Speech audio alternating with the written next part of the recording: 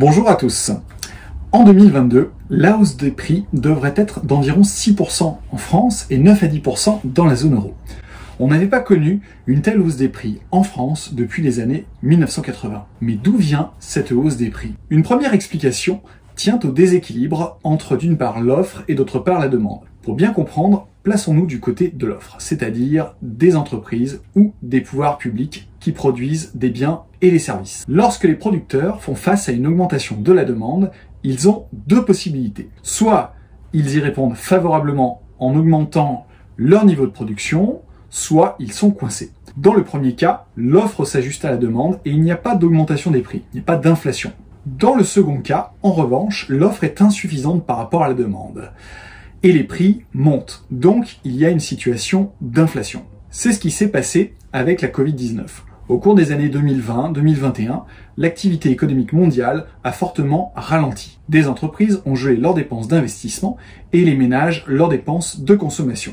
Lorsque l'activité économique mondiale a repris, toutes les dépenses qui avaient été gelées se sont soudainement cumulées et la demande mondiale a fortement augmenté. Or, l'offre mondiale n'a pas pu suivre. On peut penser notamment à la Chine avec les politiques de confinement très sévères qui ont freiné la production mondiale. On a observé cette insuffisance de l'offre mondiale dans plusieurs secteurs, comme celui des biens de consommation durable, qu'il s'agisse des voitures, des équipements ménagers et tous les produits nécessaires à la production de ces biens de consommation durable, comme les services de transport ou les semi-conducteurs. Cette insuffisance de l'offre mondiale de biens de consommation durable s'est traduite par une hausse des prix. On a constaté que les prix des produits de consommation non alimentaires importés avaient augmenté de plus de 10% en 2021 dans la zone euro. La guerre en Ukraine a renforcé ces déséquilibres entre l'offre et la demande déjà existants au moment de la Covid-19. Dans le secteur énergétique, les prix du gaz et du pétrole augmentaient déjà avant la guerre en Ukraine en raison de la forte reprise de la demande mondiale après la Covid-19 en 2021. Mais l'embargo progressif de l'Union européenne sur les importations de gaz et de pétrole a alimenté la hausse des prix puisqu'il a raréfié l'offre. Rappelons qu'environ 45% des importations de l'Union européenne en gaz naturel provenaient de Russie en 2021. Outre les déséquilibres entre l'offre et la demande, on peut expliquer la hausse des prix par des mécanismes monétaires. On peut en distinguer deux. D'une part, l'augmentation de la masse monétaire et d'autre part, le taux de change. Commençons par l'augmentation de la masse monétaire, c'est-à-dire la quantité de monnaie en circulation dans une économie, qu'il s'agisse des billets, des pièces, des dépôts bancaires ou des actifs financiers négociables. Les économistes libéraux ont développé une approche théorique qu'on appelle la théorie quantitative de la monnaie. D'après cette théorie, il y aurait inflation lorsque la monnaie en circulation est excessive par rapport aux besoins de l'économie réelle. L'inflation est alors liée à une mauvaise gestion de la masse monétaire par la Banque centrale. La Banque centrale, qui gère la masse monétaire en circulation, a laissé la masse monétaire croître trop abondamment par rapport aux besoins réels de l'économie.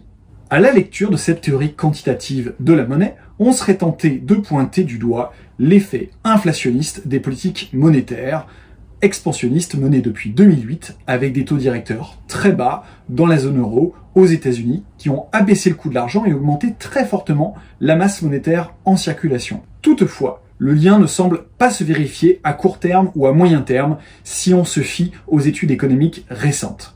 Je vous ai indiqué une référence dans la description de la vidéo ci-dessous pour aller plus loin. Il y a un autre mécanisme monétaire qui permet d'expliquer l'inflation, le taux de change. Le taux de change exprime la valeur d'une monnaie dans une autre monnaie.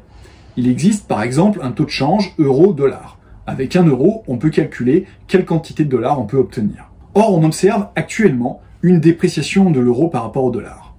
Avec 1 euro, on obtient de moins en moins de dollars. Or, sachant que beaucoup de nos importations sont payées en dollars, le prix des importations a tendance à augmenter et à alimenter l'inflation. À l'inverse, lorsque l'euro s'apprécie, le montant des importations libellées en dollars diminue et l'inflation importée est moins forte. Une troisième et dernière explication de la hausse des prix existe. C'est ce qu'on appelle les causes structurelles de l'inflation. Ce sont des mécanismes propres à l'organisation des activités économiques, à l'intervention des États, aux interactions entre les acteurs économiques qui sont à l'origine de l'inflation. Parmi les facteurs structurels de l'inflation, On peut citer le mécanisme de l'indexation des salaires sur les prix. Le principe est simple. Si les prix augmentent, les salaires augmentent. Jusqu'en 1983, l'évolution des salaires publics, privés, en France était indexée sur les prix. Aujourd'hui, l'indexation ne concerne plus que le SMIC, certaines pensions de retraite et prestations sociales. L'objectif de l'indexation des salaires sur les prix est louable puisqu'il s'agit de maintenir le pouvoir d'achat des salariés face à une hausse des prix. Toutefois, cette indexation peut conduire à un risque que les économistes appellent la boucle salaire-prix. Dans ce cas, la hausse des salaires augmente les coûts de production des entreprises qu'elles répercutent sur le prix de vente. L'inflation devient un mécanisme auto-entretenu et le pouvoir d'achat stagne. Cette boucle salaire-prix a existé dans les années 1980. C'est la raison pour laquelle, en 1983, le gouvernement Mauroy a mis un terme à l'indexation des salaires publics et privés sur les prix. J'espère que toutes ces explications vous ont plu. Si vous voulez en savoir plus, si vous vous posez d'autres questions en économie, je vous donne rendez-vous sur notre chaîne YouTube Apprendre l'économie. Vous pouvez également acquérir notre manuel Apprendre l'économie, paru chez Duno et disponible dans toutes les bonnes librairies. Vous trouverez tous les liens dans le descriptif de la vidéo ci-dessous. N'oubliez pas également de liker la vidéo pour nous soutenir. Merci beaucoup!